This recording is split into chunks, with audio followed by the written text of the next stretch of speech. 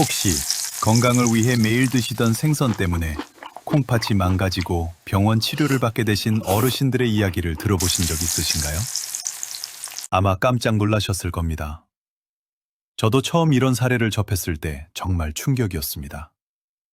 실제로 평소 건강을 위해 매일같이 자반고등어와 굴비를 즐겨 드시던 70대 남성분이 계셨습니다. 이분은 평소 혈압이 조금 높으셨지만 단백질 섭취를 위해 매 끼니마다 짠 생선구이를 드셨어요. 그런데 어느 날 갑자기 온몸이 붓고 숨이 차서 응급실에 실려가셨습니다.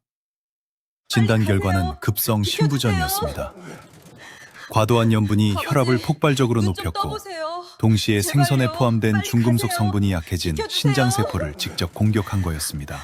아버지, 건강을 지키려고 드신 음식이 오히려 생명을 위협하는 독이 되어버린 거죠. 이것이 바로 오늘 제가 여러분께 꼭 전하고 싶은 교훈입니다. 건강식도 내 몸의 처리 능력을 벗어나면 독이 된다는 사실입니다. 저는 25년 동안 시니어 건강 현장을 지켜보면서 수많은 어르신들을 만나왔습니다. 그 중에서 가장 안타까웠던 경우가 바로 이런 경우입니다. 좋다고 알려진 음식을 열심히 챙겨 드셨는데 오히려 그것 때문에 건강이 악화되는 경우 말이죠. 여러분, 이건 그냥 정보가 아닙니다. 제가 오늘 드리는 말씀은 생존을 위한 조언입니다.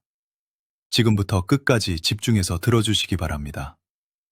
오늘 이 영상이 여러분의 남은 인생을 건강하게 지키는 열쇠가 될 수 있습니다. 자, 그럼 먼저 우리 몸, 특히 콩팥이 60대 이후에 어떻게 달라지는지부터 이야기해 보겠습니다. 이걸 이해하셔야 왜 젊을 때는 괜찮았던 생선이 지금은 위험해지는지 아실 수 있거든요. 콩팥은 침묵의 장기라고 불립니다. 왜 그럴까요? 콩팥은 전체 기능의 70%에서 80%가 망가질 때까지 아무런 통증이 없기 때문입니다. 이게 얼마나 무서운 일인지 아시겠어요? 생각해보세요. 집에 있는 정수기 필터가 거의 막혀서 물이 제대로 안 나올 때쯤 되어야 우리가 필터를 갈아야겠다고 생각하잖아요. 콩팥도 마찬가지입니다. 소변에 거품이 나거나 발등이 붓는 증상이 나타났을 때는 이미 만성신장병 3단계나 4단계인 경우가 많습니다. 여기서 중요한 사실을 하나 말씀드릴게요. 신장세포는 한번 파괴되면 재생되지 않는 비가역적 특성을 가지고 있습니다. 다시 말해서 한번 망가진 콩팥은 다시 돌아오지 않는다는 겁니다. 그래서 침묵이 곧 위기인 셈입니다. 그럼 65세 이후 콩팥에는 어떤 변화가 일어날까요? 우리 몸의 정수기 필터인 사구체는 나이가 들면 노후화됩니다. 일반적으로 40대 이후부터 매년 약 1%씩 기능이 감소합니다. 구체적으로 말씀드리면 30대의 사구체 여과율을 100점으로 봤을 때 40대는 평균 90점, 50대는 80점 정도로 떨어집니다. 그리고 65세가 되면 20대 대비 사구체 여과율이 약 30%에서 40% 감소한 상태가 됩니다. 즉, 젊을 때는 거뜬히 처리하던 염분과 중금속을 65세 이후의 신장은 감당하지 못하고 체내에 쌓아두게 됩니다. 이게 바로 문제의 시작입니다. 이제부터 정말 중요한 이야기를 하겠습니다. 신장을 망치는 위험한 생선 3가지에 대해 말씀드릴게요. 첫 번째는 짠 말린 생선입니다. 굴비, 자반고등어, 자반갈치 같은 것들이죠. 이런 생선들이 왜 위험할까요? 말린 생선은 수분이 빠지면서 나트륨 농도가 2배에서 3배 높아집니다. 여러분, 상상해보세요. 똑같은 크기의 생선이라도 말리면 소금 농도가 2~3배가 된다는 겁니다. 실제로 68세 박모 씨는 매일 아침 자반고등어를 드셨습니다. 짜게 먹는 게 건강에 안 좋다는 건 아셨지만 반찬 하나로 간편하게 한 끼를 해결할 수 있어서 계속 드셨죠. 처음에는 별다른 증상이 없었습니다. 그런데 6개월쯤 지나니까 아침에 일어날 때 얼굴이 붓기 시작했어요. 발도 저녁만 되면 퉁퉁 부었습니다. 병원에 가서 검사를 받았더니 혈압이 180을 넘었고 신장 기능 수치인 크레아티닌이 정상의 2배 가까이 올라가 있었습니다. 의사 선생님은 염분 과다 섭취로 인한 고혈압성 신장 손상이라고 진단했습니다. 고농도 나트륨은 사구체 내압을 높여서 필터를 망가뜨립니다. 마치 수도관의 압력이 너무 세게 들어가면 관이 터지는 것처럼 콩팥의 미세한 혈관들도 압력을 견디지 못하고 손상되는 겁니다. 하루 나트륨 섭취 권장량은 2000mg 이하입니다. 그런데 자반고등어 한 토막에만 1000mg이 넘는 나트륨이 들어 있습니다. 매일 먹으면 어떻게 되겠습니까? 신장이 버틸 수가 없는 겁니다. 두 번째 위험한 생선은 대형 포식성 생선입니다. 대형 삼치, 다랑어, 황새치 같은 큰 생선들이죠. 이런 생선들은 왜 문제가 될까요? 먹이사슬 상위권 생선은 하위 생선을 잡아먹으며 체내의 메틸 수은을 축적합니다. 이걸 생물 농축이라고 합니다.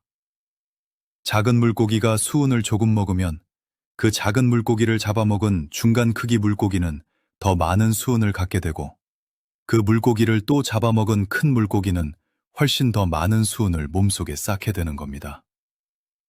72세 김모 씨는 매주 횟집에서 참다랑어 회를 드셨습니다. 고급 생선이니까 건강에 좋을 거라고 생각하셨죠. 그런데 6개월쯤 지나니까 이상한 증상이 나타났습니다. 말이 어눌해지고 걸음걸이가 휘청거렸어요. 가족들은 처음에 치매가 온 줄 알았습니다. 병원에서 정밀 검사를 받았더니 혈중 수은 농도가 정상치의 5배 이상 검출되었습니다. 수은 독성으로 인한 신경 손상이었던 겁니다.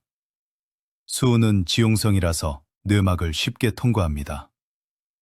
뇌세포를 파괴해서 인지 기능을 떨어뜨리고 배출 과정에서 콩팥을 손상시킵니다. 수은은 신장 세뇨관에 치명적인 독성을 일으킵니다.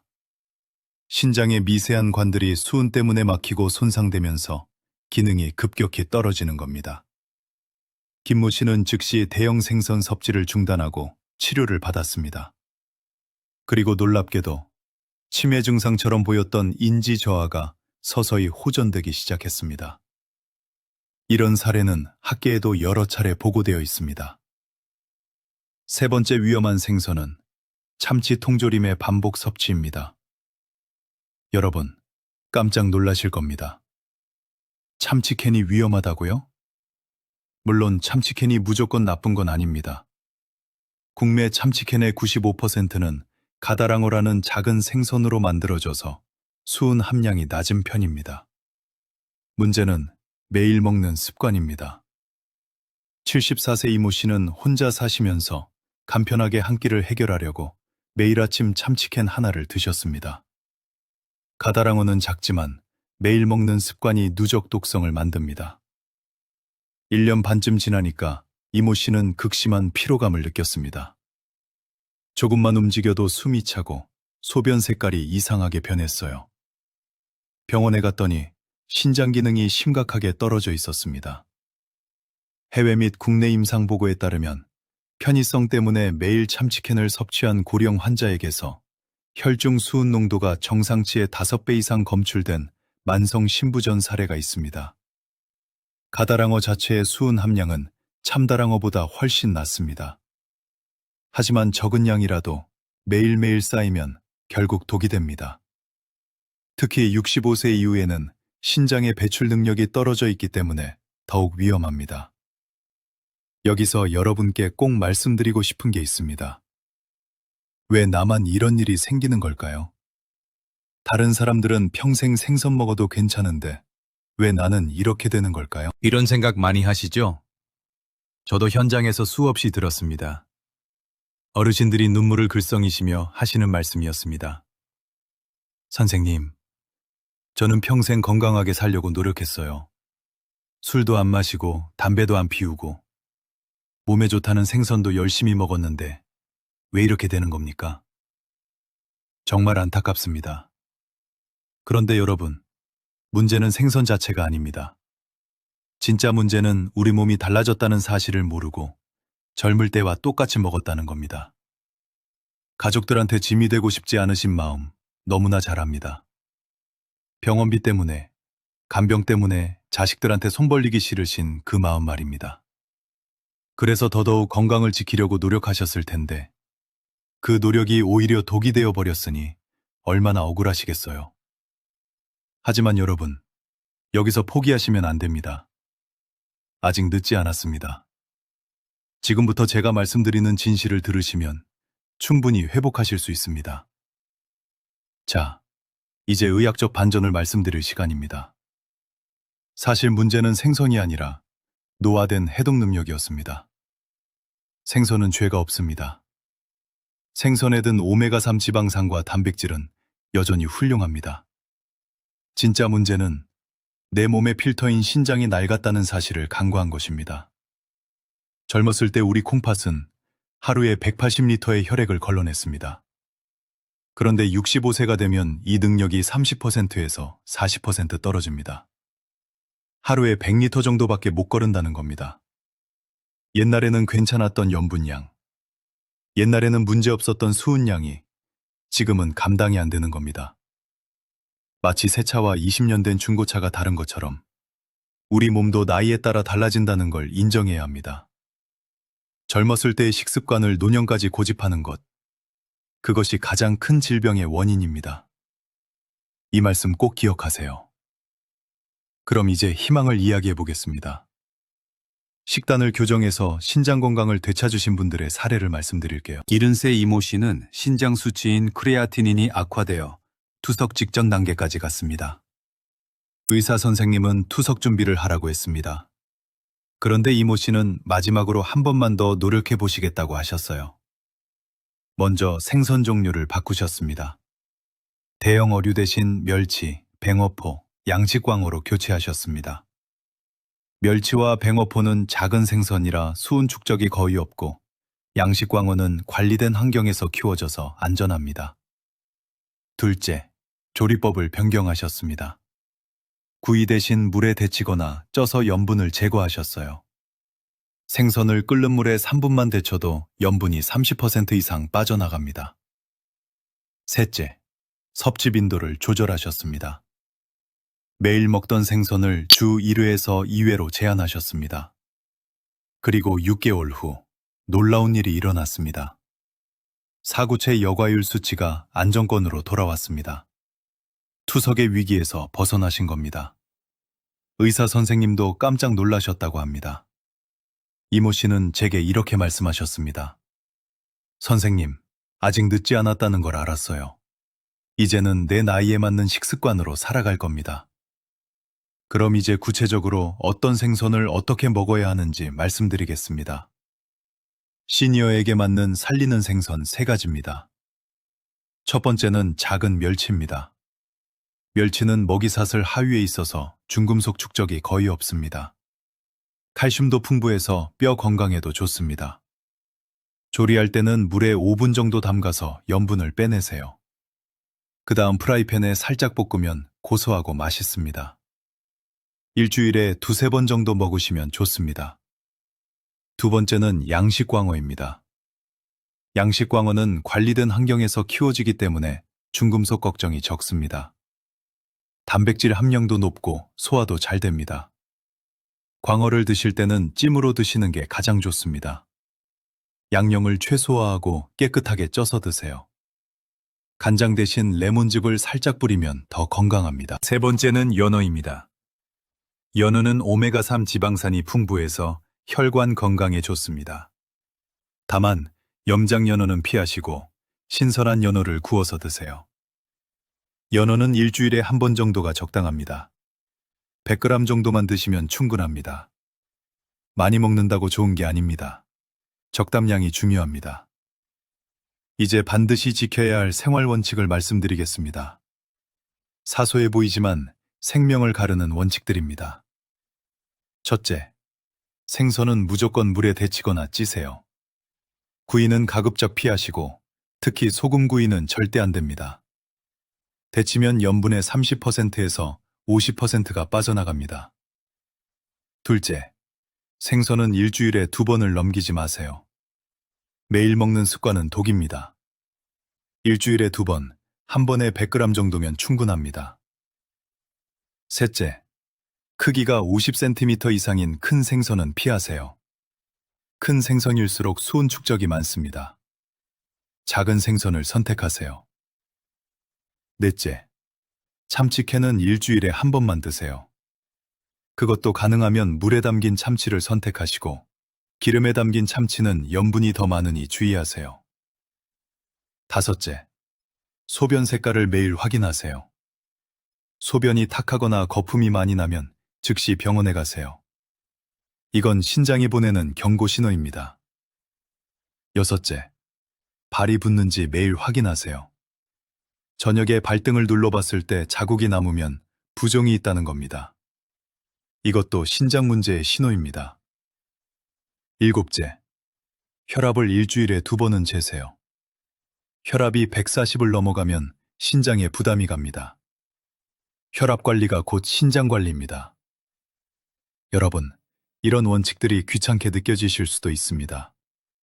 하지만 이게 바로 투석을 피하는 길입니다. 투석실에 가시면 아시겠지만 일주일에 3번 병원에 가서 4시간씩 기계에 매달려 계셔야 합니다. 그 고통과 비교하면 이 정도 원칙 지키는 건 아무것도 아닙니다. 귀찮지만 지켜야 하는 이유가 여기 있습니다. 자, 이제 마무리를 하겠습니다. 여러분 앞에는 2가지 미래가 놓여 있습니다. 5년 후, 10년 후, 여러분의 모습을 상상해 보세요. 첫 번째 미래는 이렇습니다. 오늘 들으신 이야기를 그냥 흘려듣고 예전처럼 계속 짠 생선을 매일 드십니다. 큰 생선도 가리지 않고 드시고 참치캔도 편하다고 매일 드십니다. 5년 후, 여러분은 병원 투석실에 앉아 계십니다. 팔에 굵은 바늘이 꽂혀 있고 4시간 동안 기계가 피를 뽑아내고 있습니다. 일주일에 3번, 이 고통을 반복합니다. 자식들은 병원비 걱정에 하루하루가 힘듭니다. 두 번째 미래는 이렇습니다. 오늘부터 식습관을 바꾸십니다. 생선은 작은 것으로, 조리는 데치거나 찌는 것으로, 양은 적당하게 조절하십니다. 5년 후, 여러분은 건강검진에서 신장 수치 정상이라는 결과를 받습니다. 친구들과 등산도 가시고, 손주들과 공원도 산책하십니다. 자식들은 건강한 부모님 덕분에 마음 편히 일합니다. 어느 미래를 선택하시겠습니까? 선택은 여러분 몫입니다. 건강은 큰 결심이 아니라 오늘 식탁에서 시작됩니다. 오늘 저녁 식탁에 오르는 생선 한 토막, 그것을 어떻게 조리하고 얼마나 먹느냐가 여러분의 10년 후를 결정합니다. 여러분, 오늘 영상 보시고 하나라도 실천하시겠다는 다짐을 댓글로 남겨주세요. 오늘부터 생선 데쳐 먹겠습니다. 일주일에 2번만 먹겠습니다. 이런 다짐들이 여러분을 지켜줄 겁니다. 그리고 이 영상을 여러분의 가족과 친구들에게도 꼭 공유해주세요. 여러분만 아는 건 아깝습니다. 우리 모두가 건강하게 오래 살아야 합니다. 마지막으로 한 가지만 더 말씀드리겠습니다. 신장은 한 번 망가지면 돌아오지 않습니다. 하지만 아직 망가지지 않았다면 지금부터라도 지킬 수 있습니다. 오늘이 마지막 기회라고 생각하세요. 내일부터 하겠다는 생각은 버리세요. 오늘 저녁 식탁부터 바꾸세요. 그게 여러분의 생명을 지키는 첫걸음입니다. 건강한 노후는 거창한 것이 아닙니다. 오늘 하루하루 작은 선택들이 쌓여서 만들어지는 겁니다. 여러분, 할 수 있습니다. 지금 시작하세요. 영상 끝까지 시청해 주셔서 정말 감사합니다. 여러분의 건강을 진심으로 응원합니다. 다음 영상에서 또 뵙겠습니다. 건강하세요.